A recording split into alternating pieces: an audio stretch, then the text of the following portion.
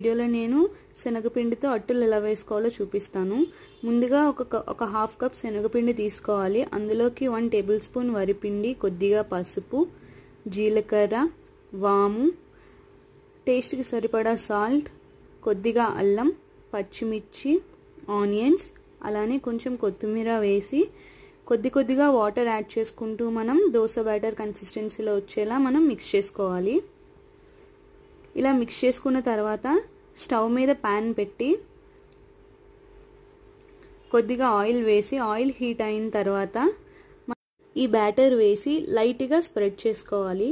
ఇలా స్ప్రెడ్ చేసుకున్న తర్వాత మనం 2 సైడ్స్ కొద్దిగా గోల్డెన్ బ్రౌన్ కలర్ వచ్చేంత వరకు మనం ఫ్రై చేసుకోవాలి. ఇలా ఫ్రై చేసుకున్న వాటిని మనం మన ఫేవరెట్ చట్నీతో సర్వ్ చేసుకుంటే చాలా హెల్దీగా ఉండే శనగపిండి దోశలు రెడీ. వెయిట్ లాస్ అవుదాం అనుకున్న వాళ్ళకి ఇవి బాగా హెల్ప్ అవుతాయి. ఇందులో ప్రోటీన్ ఎక్కువ ఉంటుంది కాబట్టి.